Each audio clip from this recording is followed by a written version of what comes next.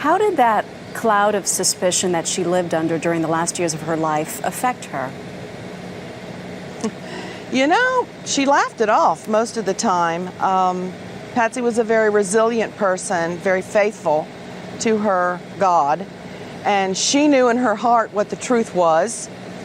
And of course, she grieved for the loss of her child and for the anguish that was being forced upon she and her husband and their children. But she actually tried to find something good in every day. And at the end, that ovarian cancer is just a monster, and she just couldn't fight anymore. But she went to her Maker knowing that she had a clear conscience and a full heart. Pam Paugh, thank you so much for taking the time. I got nightmares in my head, I fear. Thoughts build up until I can't feel. My mind fills up into a creature, and it haunts me somewhere much deeper. I got nightmares in my head, Hello and welcome to True Crime Rocket Science, the most authentic voice in true crime. Detective Steve Thomas described it as a one-woman raid on the crime scene.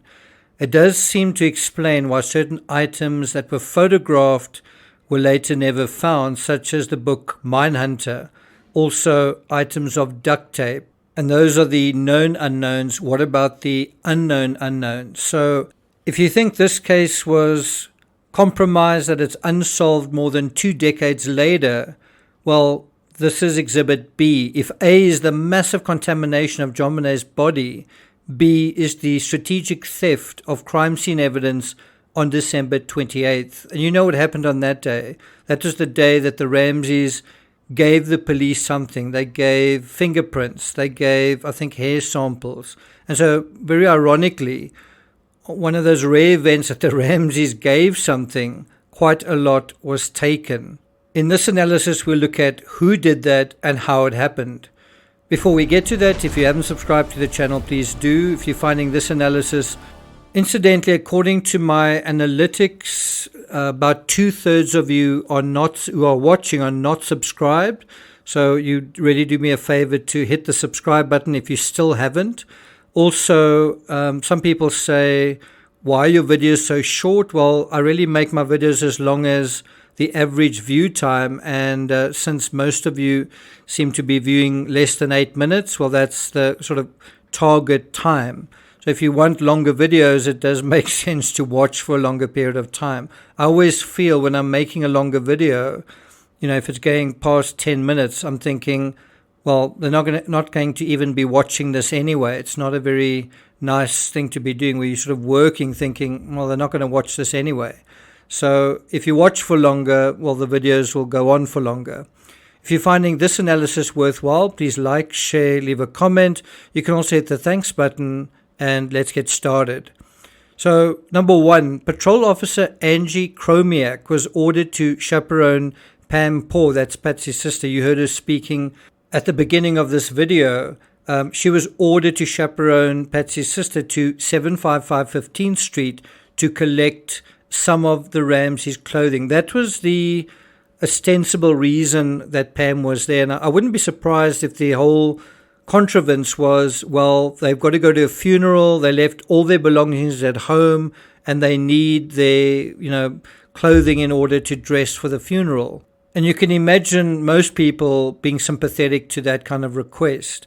In any event, that seems to be the angle. That seems to be the way in which all of this was sort of brokered, allowing Patsy's sister to go into the Ramsey home. Number 2, the clothing was ostensibly for use at the funeral, and so conceivably should have been just one set of formal clothing for John, Patsy, and Burke. And you'd imagine it wouldn't take much more than 20 or 30 minutes just to collect the clothing.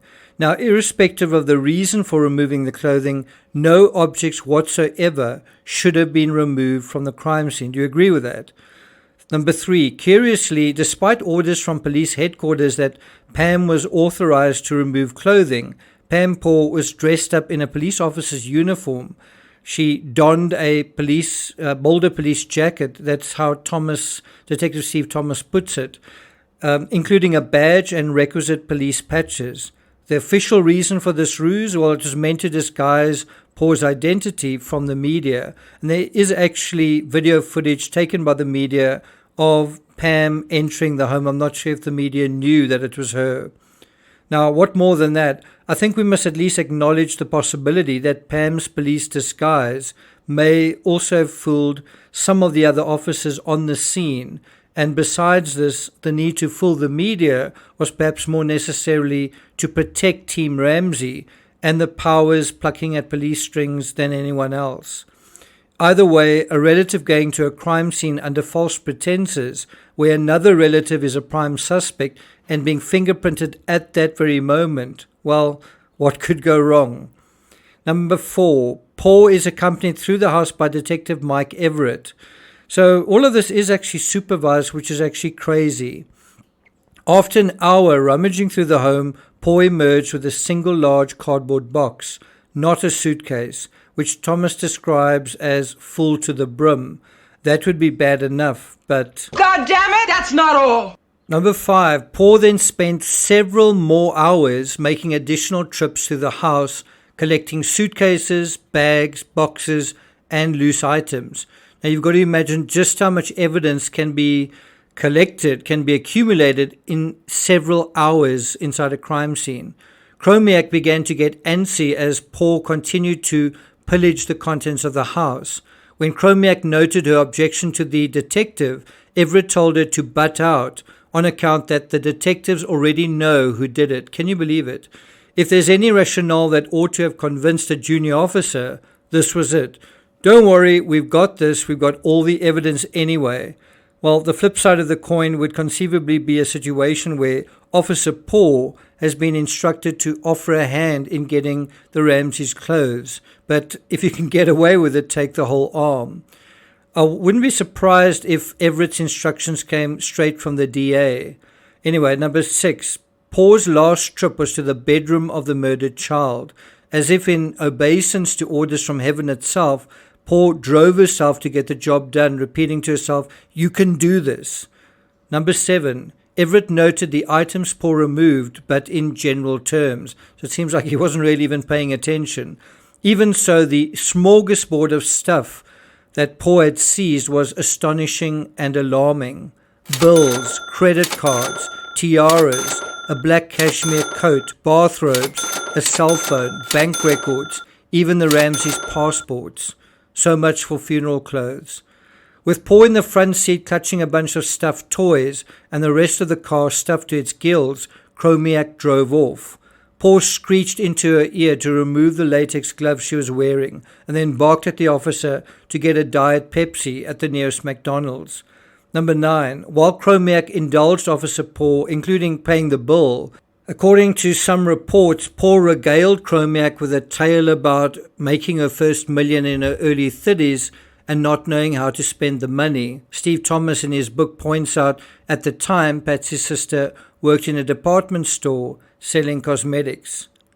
And that's the story, and I do believe that's a possible explanation for how the book Mindhunter disappeared from the scene. We know it was photographed there. I think Lou Smith even commented on those photos, and we know several members of the investigative team also saw it in situ.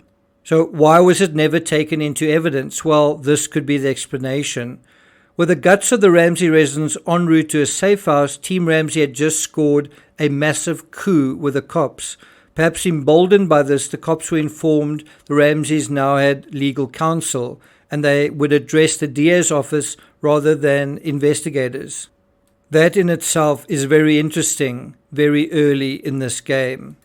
It was also made explicit at this point that Burke Ramsey would not be interviewed at all and that Patsy was not well enough to be interrogated.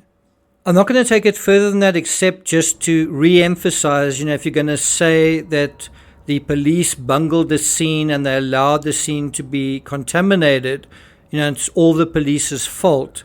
What about some of the intentional actions of the Ramseys and their relatives? It was the Ramseys' decision to call friends to the scene, some of whom later became suspects such as Fleet White.